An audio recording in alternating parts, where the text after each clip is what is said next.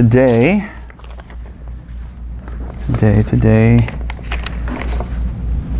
is October 13th, 2018, and Cheshvan 4/57/79 on the Hebrew calendar.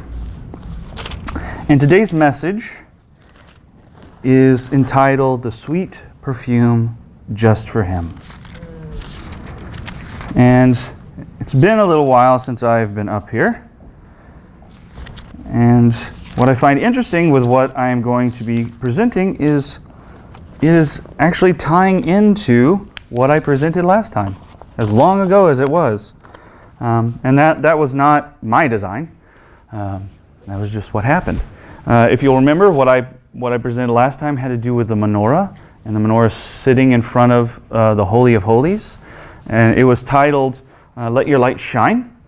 And so we have the Holy of Holies, we have that which sits in front of the Holy of Holies. Well, now we're going to move to another article that actually sits in front of the Holy of Holies, the altar of incense. And we're going to talk about that. And I'm sure most of you were here when I realized that as I was creating this, we had, for our Wednesday night prayer, we had a replica of the altar of incense being made. I had no idea that was happening at the same time, which is awesome. So, I want for us just in the beginning to get an idea of incense. What does the Scripture actually say about incense? You know, what does incense represent? We have a pretty good idea of what the light from the menorah represents. That's a very simple. I say simple. It's actually very deep and very broad, but we can place it very easily, if not multifaceted, in multiple different ways. But we can still place it very easily. The incense is a little more mysterious and obscure. So I want to read some scriptures that point to what the incense represents. And we're going to start with Psalms 141. That's on page 933 in the Complete Jewish Bible. And we're going to read verses 1 through 2. So,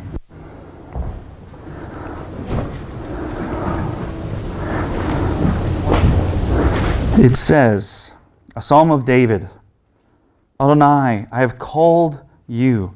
Come to me quickly. Listen to my plea when I call to you. Let my prayer be like incense set before you, my uplifted hands like an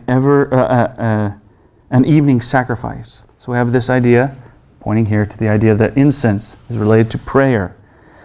And I think it's interesting. I called, come to me quickly. We'll also be saying that it has to do with invitation. And he has this invitation, come to me quickly. Next, we're going to jump all the way to the back to Revelation 5. Revelation 5 is found, of course we're going to be reading 5:8. That's found on 1537 in the Complete Jewish Bible. And it says, "When he took the scroll, the 4 living beings and the 24 elders fell down in front of the Lamb. Each one held a harp and gold bowls filled with pieces of incense, which are the prayers of God's people." And then once again in Revelation 8, 3 through 4, that's page 1540. "Another angel came and stood at the altar with a gold incense bowl, and he was given a large quantity of incense to add to the prayers of all God's people. On the gold altar in front of the throne, the smoke of the incense went up with the prayers of God's people from the hand of the angel before God." So this idea that prayer, the worship that comes through prayer, being connected and related to incense. I also want us to take a look at actually the scripture that talks about the creation of the incense, what was expected when creating the incense, and that's in Exodus 30. And Exodus 30 is going to touch on more than one thing, and I'm not going to read the whole of Exodus 30. And actually, for my purposes, I'm going to be jumping around in Exodus 30. but that's where we find the instructions. And that is on page 94. Actually, where, for my purposes at the very beginning, we're going to go to 3034, and that's on page 96. And I'm going to do 34 to the end of the chapter. So page 96. What verse? 34. So, yeah. 30, 34. Okay. Yeah. Sorry about that. Adonai said to Moshe, take aromatic plant substances, and I'm going to botch these names, but anyway, balsam resin, sweet ancha root, and bitter galbanum gum. These species, along with frankincense, all in equal quantities, and make incense. Blend in perfume as would an expert perfume maker, salted, pure, and holy. Note the holies here. You are to grind up some of it very finely and put it in front of the testimony in the tent of meeting where I will meet with you. You are to regard it as especially holy. You are not to make for your own use any incense like it, with the same composition of ingredients. You are to treat it as holy for Adonai. Whoever makes up any like it to use as perfume is to be cut off from his people. And as we've learned, being cut off from your people actually is an execution sentence. So this was very, very heavy. 3 times. What have we always have learned when something is stated 3 times, it is stressed. Treat it as holy. And then he goes even further, as especially holy. Treat it as holy unto me. The incense is a very holy thing. And this is where the title comes from, a sweet perfume just for him. And how I took this, as I was reading this, is him saying, basically, this is perfume. This is the perfume you wear just for me. When we come together, when we are in the Holy of Holies, when we have that time to be together, this is what I want you to wear. When it's just you and me. And you're not to treat this lightly. You're not to wear this out into the world around everybody else. You're not to use this for any other use. This is for me. Because I'm the one that wants to be close to you. I want this to be a symbol, a sign of my bride wearing something special just for her bridegroom. We also see in Exodus 30:10, which is on the previous page, 95.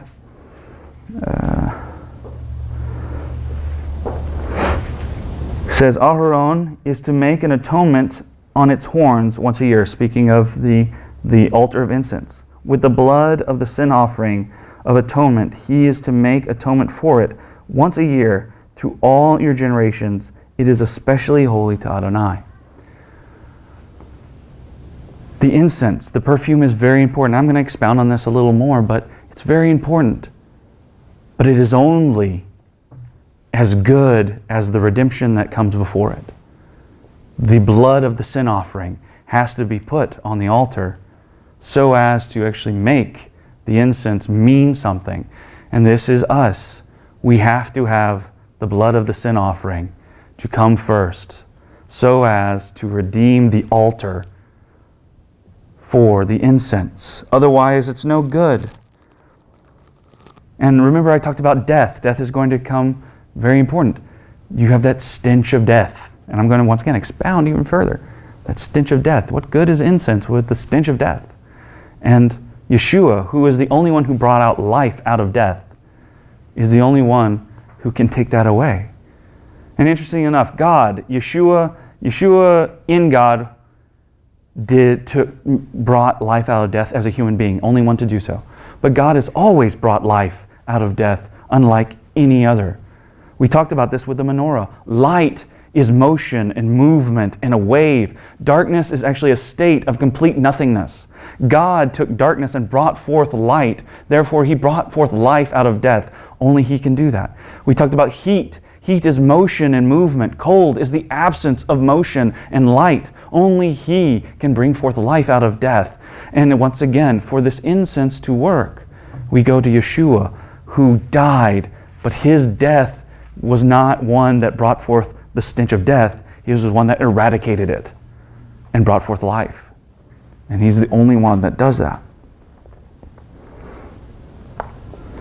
And then one of the things to notice in Exodus 30 is the concept that the incense is crushed.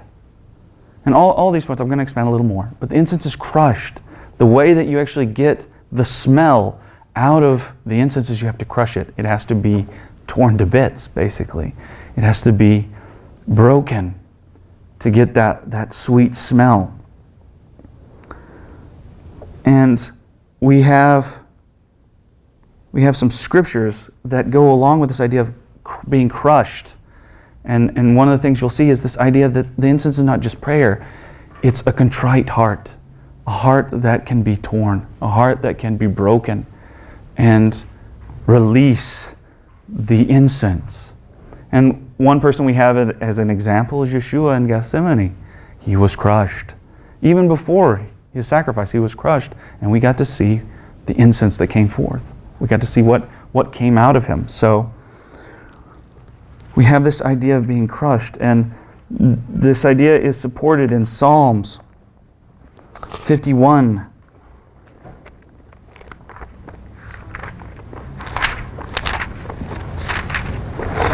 Psalms 51, 16 through 17, which is, or actually no, in the Complete Jewish Bible it's 18 through 19.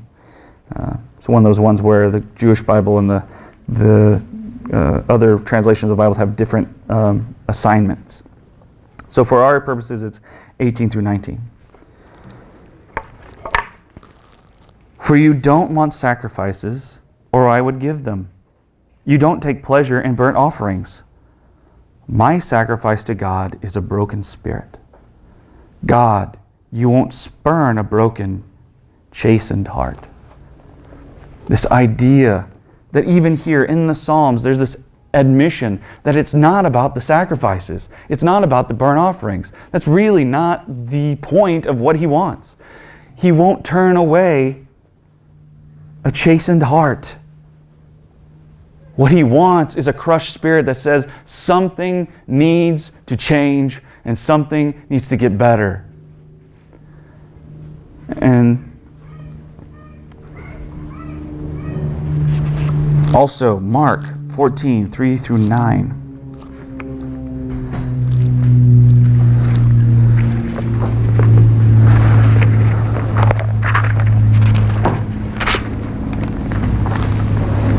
Page 12. Thank you, sir. What was that again? 1280? Thank you. 82. 1282. Okay. Yeah. And this is such a beautiful image of what we're talking about today. While He was in Beit Anya, in the house of Shimeon, a man who had zarat, who had zarat, and as he was eating, a woman came with an alabaster jar of perfume, pure oil of nard, very costly. She broke the jar and poured the perfume over Yeshua's head. But some there angrily said to themselves, why this waste of perfume? It could have been sold for a year's wages and given to the poor. And they scolded her. But He said, let her be. Why are you bothering her? She has done a beautiful thing for me. For you will always have the poor with you, and whenever you want, you can help them. But you will not always have me. What she could do, she did do. In advance, she poured perfume on my body in preparation, to prepare it for burial. Once again, this idea of Yeshua being the one who will bring life from death. Yes, I tell you that wherever in the whole world this good news is proclaimed. What she has done will be told in her memory. She is the example of the contrite heart. The alabaster jar, the incense that is there, that is a representation of the same thing. Breaking, releasing, so as to give a gift to our bridegroom. She gave a gift to Yeshua. This is the essence of incense, of giving that incense to God. Another connection that we have is there is a connection between prayer and music. There always has been. That's why the Psalms are a collection of songs, poetry, but they're also one of the greatest reminders of intimacy through prayer. They're not just songs, they're not just prayers, they are prayers in song form. Now, we even have that today. We have songs today that you could actually say, that's a prayer in song form. And we have prayers that aren't songs, and we have songs that aren't prayers, that are still praise and worship. But in this regard, the incense is not just prayer. I would say it extends to praise and worship through music. And one of the things that's interesting is the contrite spirit, that torn spirit in worship has an attitude of, I am here broken, released, giving. What is it you want? What is it you desire? And unfortunately, our worship music, what we call our worship music in our society, has very much taken on, and I say this not that the concept is wrong. The concept has been overstressed. Our worship music, oh, look at how much He has done for us. Look at how great He is for us. Look what He has done for us. It's a very us-centric. Look what He did for us. And what the incense requires is actually the opposite. The incense requires, yes, you did this for us. Praise God, you are awesome for doing this for us. So that we can then turn around, break, and say, what can I do for you? What glorifies you? How can we speak not just of you did great things for us, but God is good just because God's good? And what can we do for you?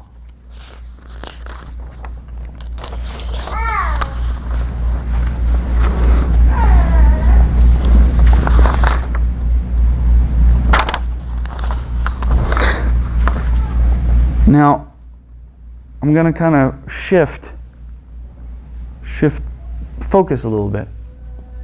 So we have incense. Incense, what sense does incense hit? Smell. It's the sense of smell.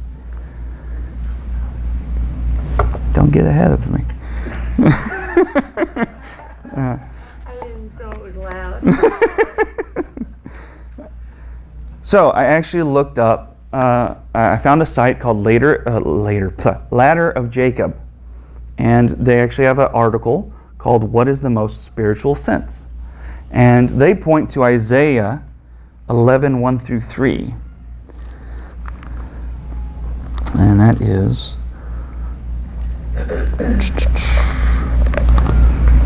Isaiah, here we go.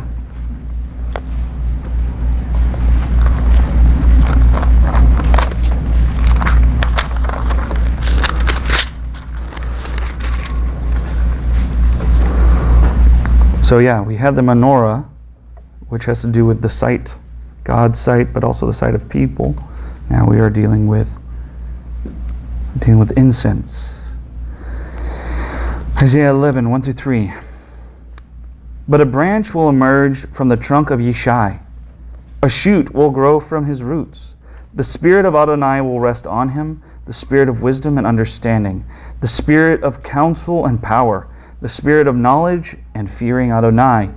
He will be inspired by fearing Adonai. He will not judge by his eyes, or what his eye sees, or decide by what his ears hear. Now, this article translates it, instead of he will be inspired by fearing Adonai, that the word is his delight will be the fear of the Lord, is how it describes it right before talking about sight and hearing and him not judging through those ways. Well, in this article, there's a quote from a Rabbi Yitzchak Ginsburg, and Ginsburg says, the word for delight is vaharicho, and that it has the same root as the word smell. So he will delight in the smell of the fear of Adonai, which smell is reyach. The sages interpret this to mean that the Mashiach will be able to judge the sense of smell. And if you'll remember, for those who are here, Zaki talked about this concept, that the way he judges is how you smell, not how you look or sound, but how you smell. According to tradition, the four senses of sight, hearing, taste, and touch were all blemished due to their participation in the sin of eating from the tree of knowledge of good and evil in the Garden of Eden.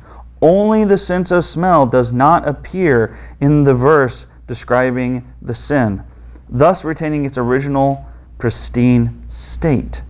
The common expression, something doesn't smell right, and this stinks, used to illustrate situations that feel intuitively wrong, allude to the association between smell and judgment or discernment.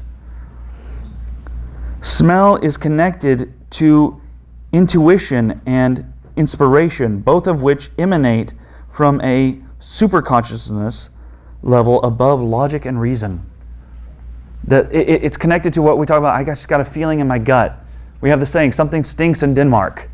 You know, this whole idea that smell somehow represents the ability to judge rightly, even when everything else is there to deceive, that you can get through. And we talk about that with us, but we have proof here that says, well, that's the way God judges. He doesn't judge by his sight or his hearing. He smells you. He takes in a whiff of who you are, and he can see past everything else that way. Now, I'm not sure about everything in the article. Some of it, if I remember correctly, some of it was like, I don't know, maybe not. But I would actually recommend reading it. Once again, it is What is the Most Spiritual Sense? It's on the website Ladder of Jacob, and it's very interesting. Another note, and I'll be coming back to this, and so put a pin in it. Another thing that they have found in psychology and physiology is smell is the one sense that is the most associated with memory. This idea that you can get a smell and you can get a whiff of something and everything comes rushing back. Everything about something, about somebody, everything you know about that person comes rushing back to your memory through smell.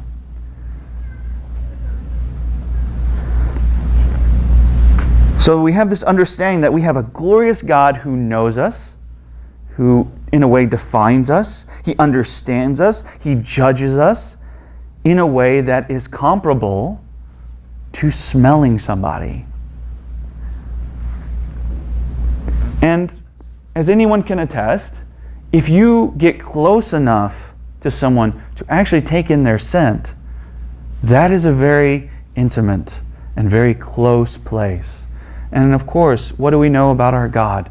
Our God wants intimacy. He wants to be close. So this idea of I will judge you by smelling you gives this idea of I'm going to bring you close and breathe in, and I will know who you are. Now, on the flip side, and I'm sure everyone else can attest to this,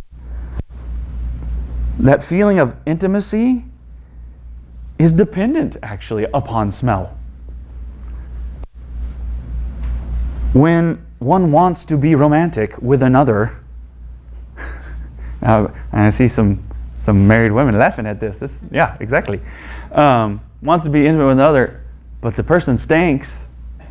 That desire of intimacy, poof, it's gone. It's not there anymore. And actually, on the flip side, it can move not just to the point that it stops that romantic feeling, it repulses. I don't even want to be in the room with you. I just can't stand the way you smell.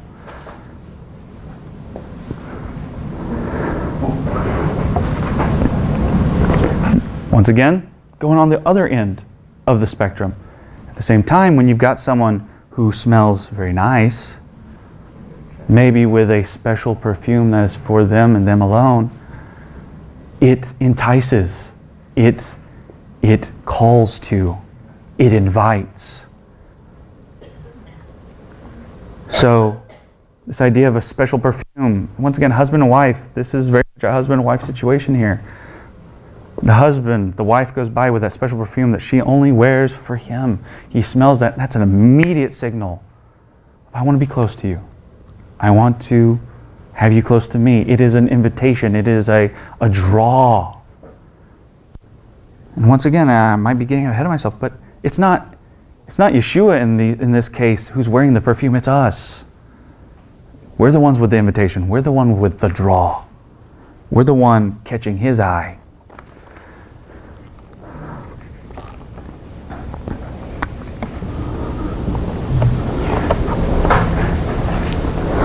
So he will smell who is righteous and who is unrighteous. So, taking this concept of smell, this understanding of smell, and that's how he will judge and how he will know us. Take this idea and now tie it to the concept of the wages of sin is what? Death. Have you ever smelled a dead animal that you can't find? And how repulsive and gross that is. And I use this example, it's very interesting. Once again, I wrote this message, didn't know this was going to happen, but this fits. We had something die in our garage, and we couldn't find it. And it died on the side of the garage where my wife's car is parked. And my wife is pregnant. My poor wife. So we had to put up with, fortunately it's starting to go away, we had to put up with that smell of a dead animal. And it reeked. So, the wages of sin is death. When we allow sin in our life, when we let that happen, we smell of death, that putrid smell.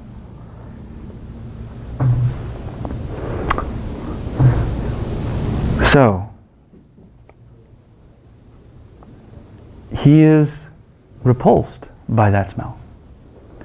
And actually, if you think about it too, even when we wash, not necessarily, let's not go all the way to a dead animal, but when we wash, when we take a shower, or anything like that, we are cleansing death off of us because our cells have broken down, and it's the process of us, unfortunately, we degrade. So even that's the smaller smell, as it were, is you're cleaning a type of death off of you. Another way of looking at it is who is the perpetrator or the advocate for destruction, degradation, sin, and death? It's Hasatan and his minions. That's the one who is for death, for degradation. So when we allow sin to get close, we are being intimate with the one who perpetrates death. We're being close to him, and we get his scent rubbed off on us. We're being intimate with the one that is the one we're cheating on God with, and his enemy no less. And we smell of the other guy. And how repulsive that may be to God of, I know who you've been with. And I know that smell. I hate that smell.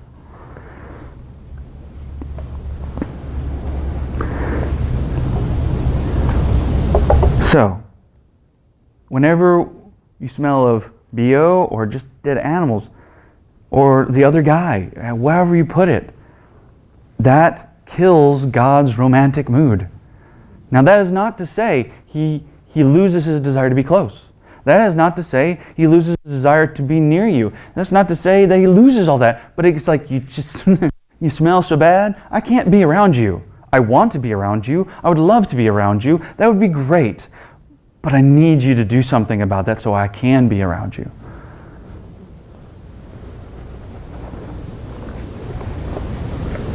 And outside of the incense, talking about rituals and this kind of thing, another ritual that is tied to this is tevila. The ritual washing before coming into the temple. It's on purpose that it was right outside the temple. You washed, you got the death off of you before you entered in. Especially if you were someone who served in the temple, because you had the chance of going into the Holy of Holies and serving there. So first you enter tevila, you wash. And what's interesting is sight. You can mask that which looks offensive to the eyes.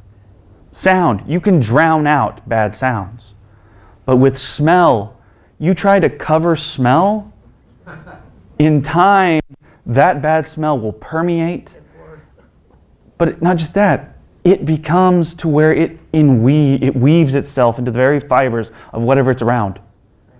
If you've ever been in somebody's house, and unfortunately this is true about some people, when to somebody's house that stinks, you come out and your clothes smell because it permeated your clothes. There are times when it's so intense, it permeates your hair, and it invades. And even as you try to cover it, those bad smells will take over. They will come to the forefront.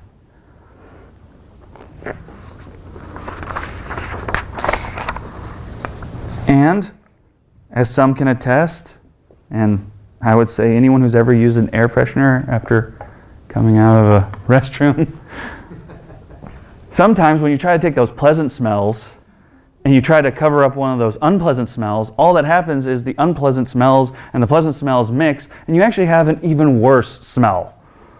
And you're sitting here going, well, great, now it smells like blank, fill in blank, with a bunch of cherries. So now I have this image of whatever the yick is with a bunch of cherries around it. Great, this is all right. And actually it makes a more repulsive situation. So, the concept of tevila has to do with repentance. It has to do with turning around.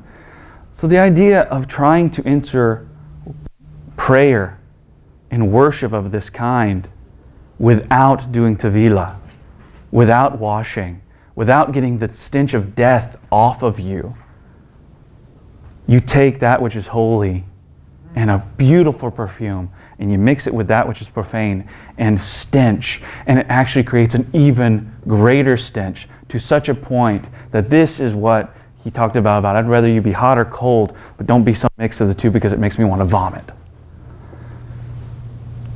And actually, one of the things that I notice is with tevila, even if you were living righteously, even if you weren't the one perpetrating sin, even if you're not the one living in sin, you're interacting with the world. You're coming in contact with those around you. You are coming in contact. You don't know what sins the people you're doing dealings with have been in. You don't know, but you're coming in contact with it every day.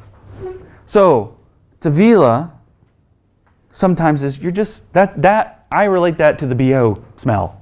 That's you just cleaning off because you've been touching the world, you've been touching death. That's just daily life, and it's going to happen. But it's still necessary so that you can take on that perfume. And then, outright sin in one's life, that's that smell of just dead. And the whole concept of tevila is you go under and die completely so that you can come back out alive. So this idea of the getting rid of death, once again, life out of death.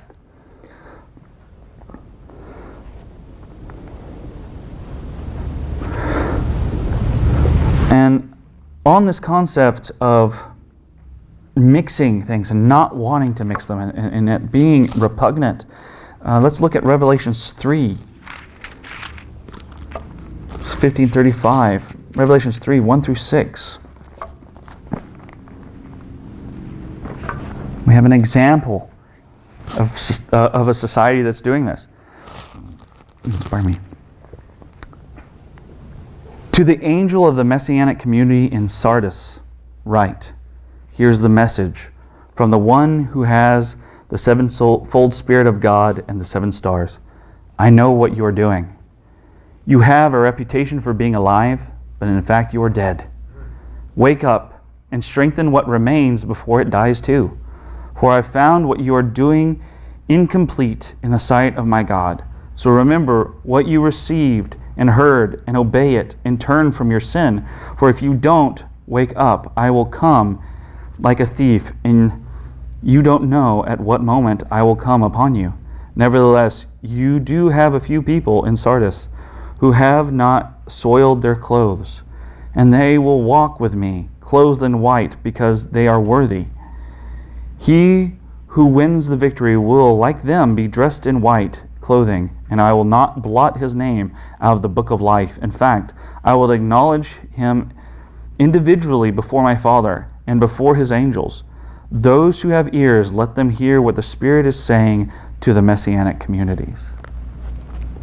So we have here a society where he says you portray yourself as one who's alive, one who's living. You portray yourself as one who wears the perfume. But I know the truth. I can smell you. I can smell you.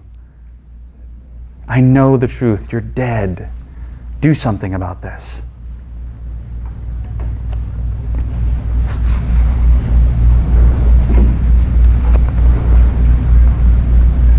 So, how it's meant to be is we wash before entering through the blood of Yeshua, who is life out of death, the reversal of that whole scenario, the only one who can do that. He brings forth life.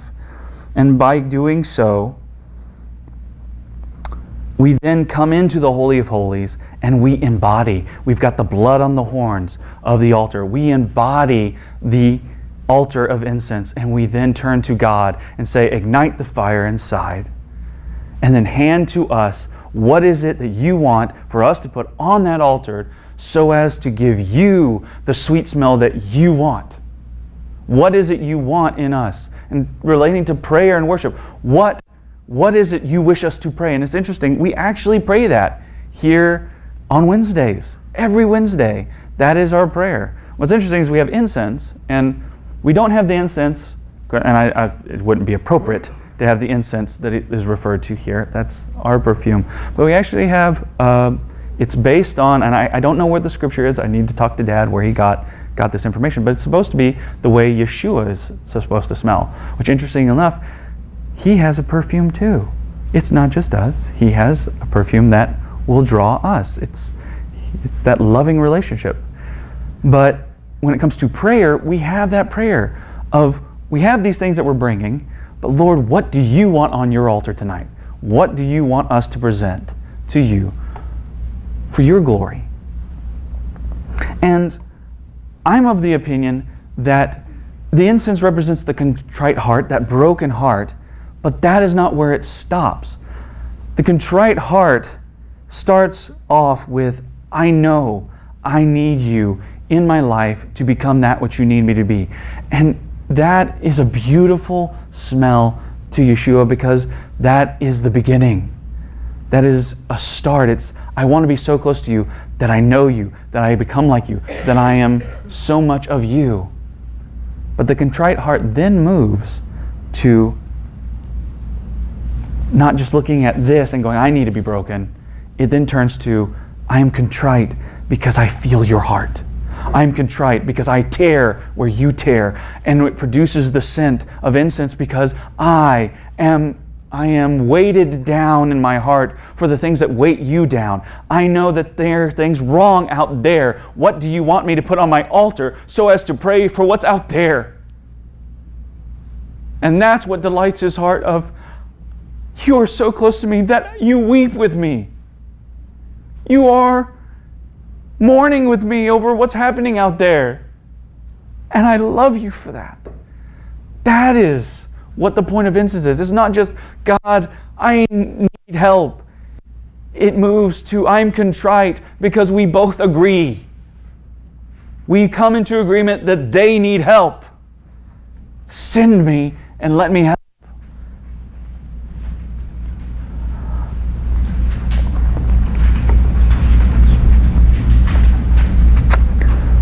So, this idea of intimacy, of coming close, of producing that incense.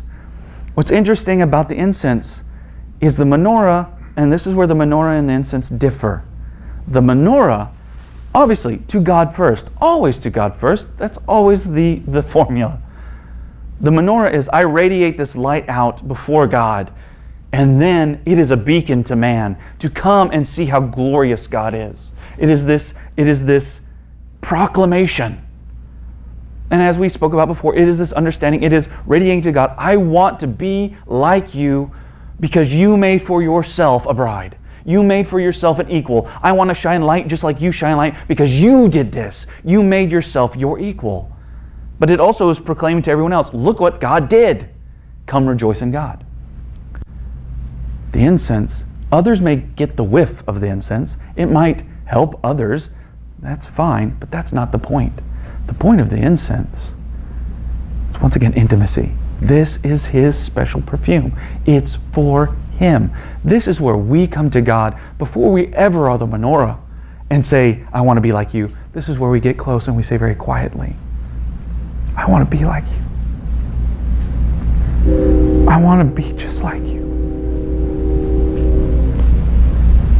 And where He gets to just lovingly hold on to that. It's what prepares us for being the menorah.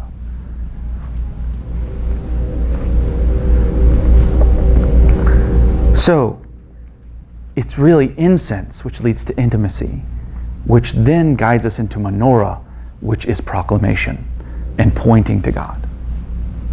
And that's why the incense is closer to the Holy of Holies. It's a step before.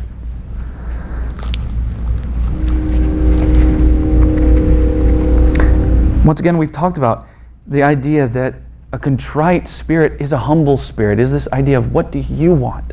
What are you wanting? How can I serve you? What can I give to you? I mean, people may wear perfumes because they're like, I like how this makes me smell.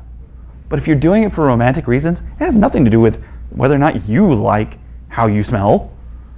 And being a married man, had this conversation with my wife before. It's, you pick it because it has to do with you. What draws you? It's this thing of we don't put on the perfume because, well, this just makes me feel good. We put on the perfume, does this make you feel good? Does this make you feel appreciated, wanted, desired, and wooed? So it's this humbleness of, what do you want? It is this understanding, and I've talked about this again and again. It says in Scripture, God will give us the desire of our heart. He has already come to us and said, I have what will fulfill you. I have what will complete you. I have that which will give you the desire of your heart, a purpose in this life. The incense is us turning around and going, well, you already said you have the desire of our heart. What's the desire of your heart? And as interesting as it sounds, as a loving bride, we are coming, what fulfills you? What completes you? What makes you feel like you are what you're meant to be? Think on that. Yeshua, God as a whole, wants a relationship where His bride says, what can I do to make you who you are meant to be? To where you feel fulfilled and once again, marriage, as a man. How can I fulfill you as a man and say, you are the bridegroom. You are the one who is the beloved of the home. The master, but the master in love. How can I fulfill you? Because He already came and He did that for us. And this is us turning around and doing that for Him.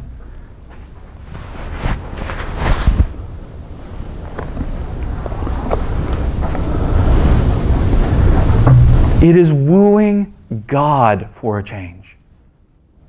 It is getting out of this place of Him constantly drawing us, constantly trying to woo us, constantly trying to get our attention, constantly trying to draw us in, constantly trying to reach for us. It's so interesting. Dad's been preaching what he's been preaching. It is the situation it's the reversal of the situation of Hosea. He was pursuing her. He was going after her. And the thing is, it it's not a surprise that our worship is, look what you've done. Look how amazing. It's actually not a surprise because we keep on going astray and He keeps having to come get us. He keeps having to woo us. Keep having to try to get our eye because we keep putting our eye on everything else. And it amazes us and we sit here and go, wow, look at what you've done. Man, you've done a lot. Man, you've done a lot to get our attention. And that's what we're going to sing about because there's a lot to sing about you doing that. Well, God's going, that's nice, but I would like you to pursue me for a change. I'd like you to woo me for a change. I'd like you to have such a smell on you that I can't pass over your home with a going, hold on a minute. Hold on. What is this I'm smelling? I got to go and see my bride in that home. I got to go and visit her because she just smells too good. It's you catching His eye for a change. Getting His attention for a change. And we have lost that in this society so much. And the thing is, I don't know how this would look. We could sing of the blessing that we have the opportunity that we have a God that we can woo. We actually have the opportunity to love the everlasting God. How amazing is that?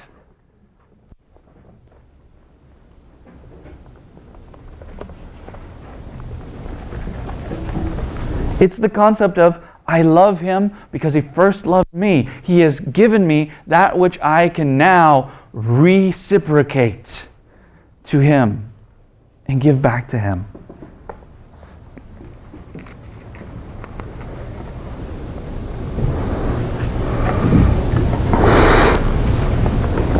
So, we've talked about if the wages of sin is death, and that smell is death and the putridness. On the flip side, what is the sweet smell? If the bad smell is death, then the sweet smell is life, living, fulfillment. That's why God comes to us first and says, I have that which will fulfill you and actually give you the desire of your heart and actually give you the ability to live a life and actually live fully. That's why He comes to us, is because it has to happen that way first. So He can get that sweet smell of life, of living, instead of the smell of death.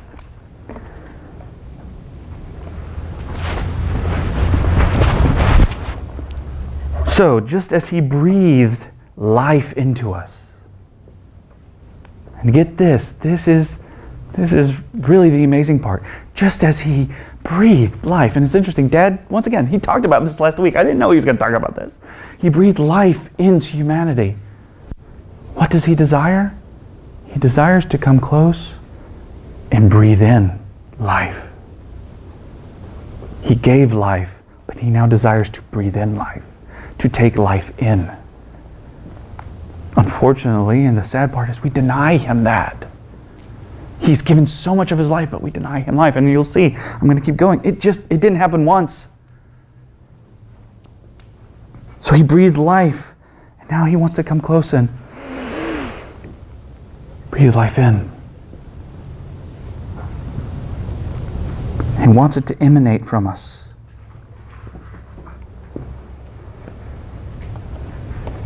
He wants to receive that beautiful and refreshing breath of life so much that He provided it for us at least, for sure, twice.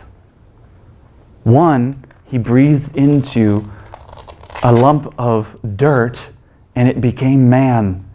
And what we talked about last week through my Father, He gave a part of Himself. He breathed a part of Himself into man, just so that He could have it returned to Him. He wants to breathe it back in. He wants to take it back in. He gave of Himself and brought forth life. But then we messed up. He then came as a man, full of life, the only one fully embodying life, and He gave all of His life a second time, just so He could have the opportunity to hold us close long enough to breathe in the sweet smell of life. He didn't give once, He gave twice, just so He could get that returned, have that back. to smell life coming off of us. That intimate closeness. And I'm going to say something interesting. And they've proven this. Man and woman who love each other. There's actually a spot, and I know this sounds really, a spot on the woman's head where pheromones come. And they actually, I know it sounds really weird, but when a man hugs his bride and there's that loving state, that is actually emanated from the woman, and it enters the nostrils of the man, and it causes bonding. He wants to hold us so close that spot, Shema Yisrael, that spot emanates His life, and He can just hold us and take that in. And we are bonded, we are achad, we are one.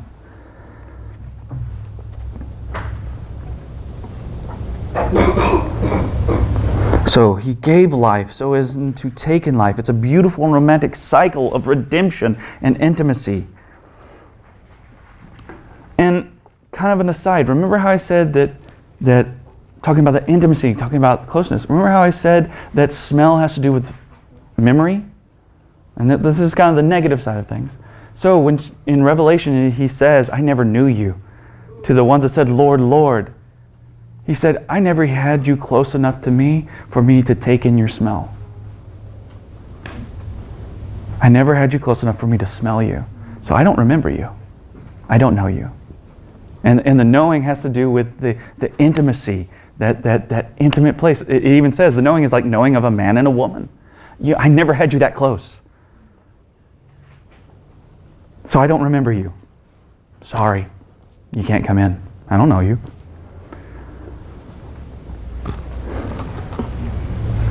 One could also make the argument that He did not give of Himself twice, but 3 times, actually. He, getting ahead of me, He breathed into man at the beginning. He gave of His life as Mashiach. And then what happened? The Ruach blew through. And you saw things change. Ruach can mean wind or breath. It is the returning of the breath that was at the very beginning. And I postulate that what if what we sold away, the inheritance that we sold away at the garden, was the very breath of God being breathed into us. Life. We sold away life for death. The knowledge of sin and death. We brought death into the equation. We replaced life with death. We sold life away.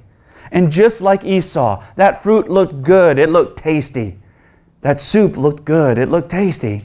And we sold our inheritance for a fruit or a bowl of soup or something. Of course, in Adam and Eve's case, something that just didn't just fill their belly. It changed them completely, and it brought forth death. So could it be that Yeshua, as the second Adam, came to return our inheritance, which is the very breath of life that came at the very beginning, and why the Ruach came rushing in after He had left was because He's going, and now I am restoring that which has been sold away. I am restoring the breath of life into you. This is what makes us a temple, actually. That breath of life then gives us the ability to be the temple that the temple was supposed to represent.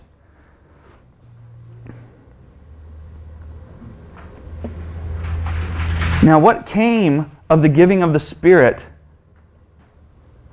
on that day when we have the ones in the upper room? The giving of the Spirit then led to God-inspired, no man-inspired, God-inspired utterance. Could it be related to prayer that He wanted, praise and worship that He wanted, proclamation that He wanted? Now, in this case, I've been talking about how the incense is intimate. But it is His prerogative that if He wants to use it any other way, He can. In this case, He let everyone smell, and I don't know, what's coming to me right now is it'd been a while since that incense altar had been used.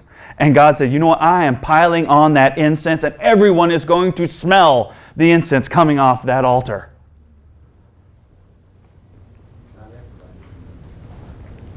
Okay, not everybody. You get my point.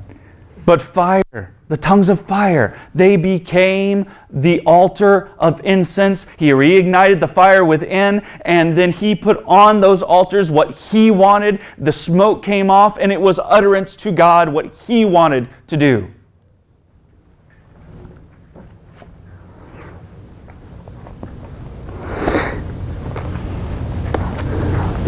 I want to look at real quick with that whole concept, John 20:22.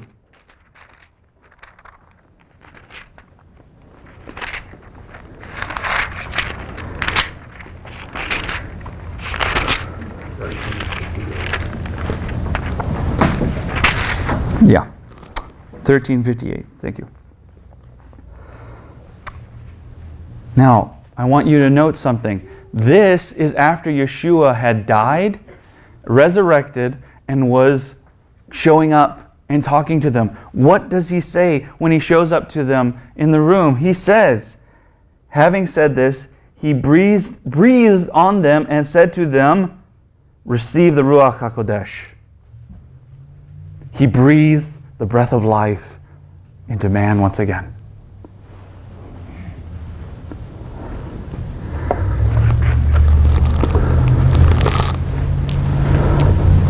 Now what's interesting, so we have this idea of breath of life being breathed back into man, but we also have the whole thing of God will judge through smell, and the whole idea of smell.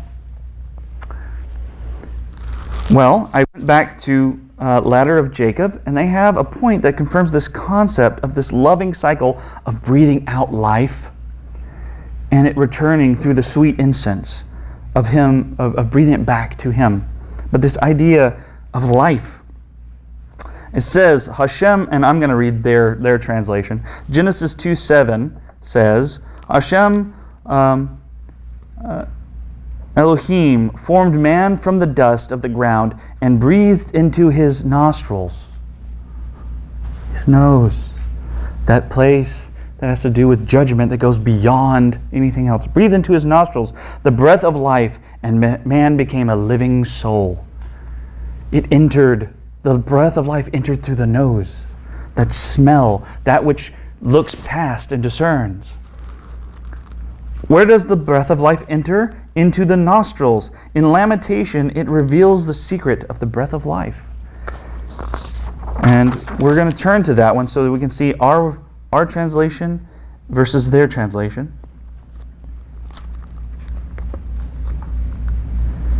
Let's see, Lamentations. Here we go.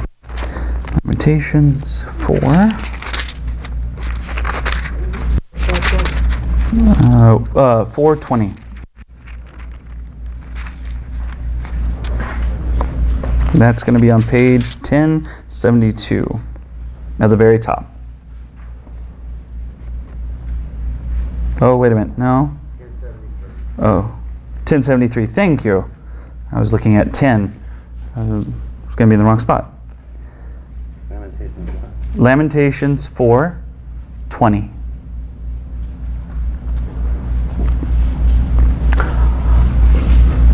Adonai's anointed, our life breath, was caught in their pit. Though of Him we said, under His protection, we can live among the nations. Our life breath. Their translation says, the breath of our nostrils. The Mashiach of the Lord was taken in their pits, of whom we said, under His shadow we shall live among the nations. The breath in our nostrils, Mashiach. So we have here, the Holy Spirit is definitely, but even here they're saying Mashiach. The promise of Messiah is the very breath, the life breath in us. So, the part of Him entered through the nose. He breathed into us through the nose, and now He wants to come, step close, and retake in life from us through the nose. And in this way He knows us. In this way we are intimate. In this way we are close. And in this way He knows us. And we know Him.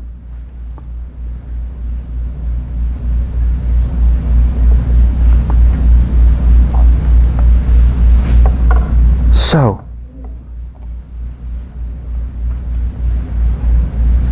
our desire is to become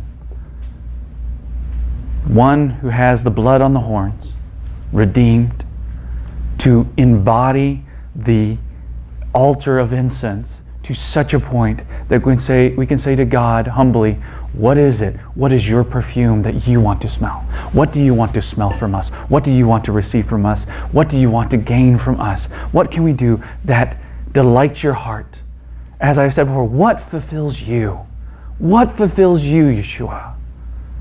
What draws you? How can I draw your eye? How can I woo you in? How can I get you here? How can I bless you? Love you? Seek you out? And may I, through this, may you receive back unto yourself the beautiful, rich smell of life that you poured into me at my birth. May you receive back unto yourself that which you gave. And just like with the menorah says, I am that which you made for yourself, an equal for yourself. The incense says, come, take hold, breathe in one who is like you, because you made them like you. Rejoice, take hold and say, I have the one who completes me. I have the one that is like me, that I can take as my bride. That I can take in, I can hold close. And there's something, the romantic poetry has, I want to breathe you in. We want God to say of us, come here, I want to breathe you in. Let's pray. Lord God, precisely that. We want to breathe you in, but today we want to proclaim, Lord, make us, help us to become that which draws your eye, that which woos you, that which invites you. It is an invitation. May we take on the scent of life. May we shun the scent of death and smell of that which makes you, that is an unspoken invitation for you to come and invade our life. May that smell permeate everything about us to where you love being with us because we enrich you, we fulfill you, we give you your heart's desire. Receive from us today.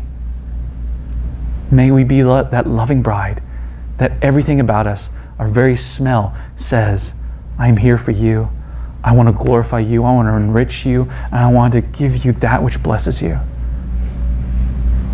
Breathe us in, and may we be a delight to your nostrils.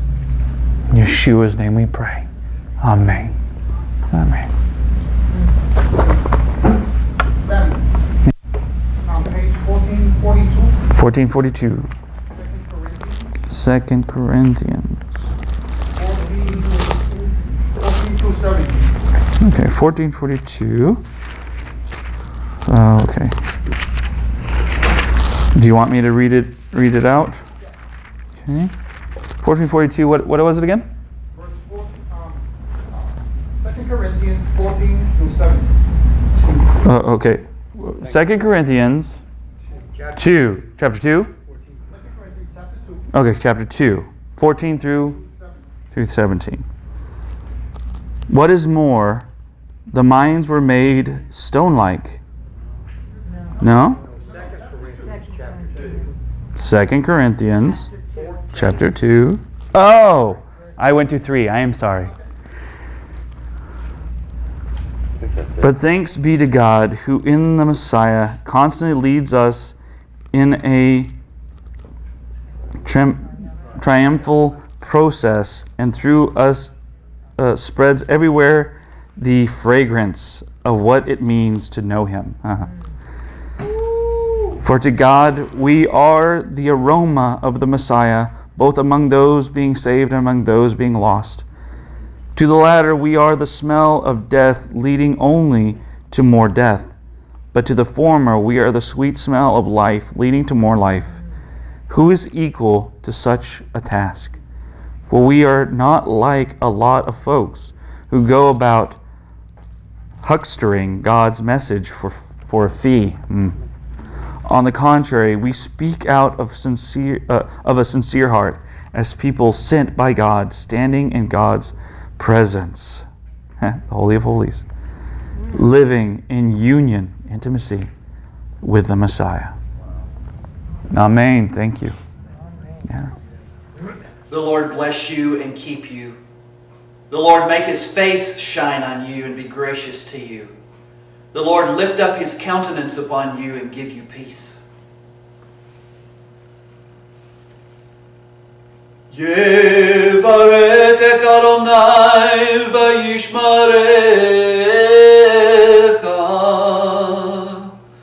Ya'er Adonai panav alecha v'yichunecha.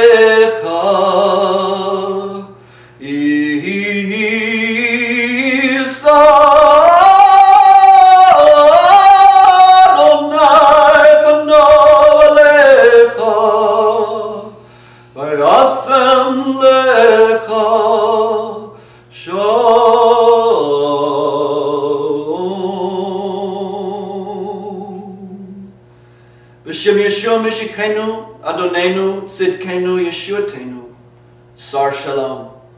In the name of Yeshua, our Messiah, our Lord, our righteousness, our salvation, the Prince of Peace. Amen.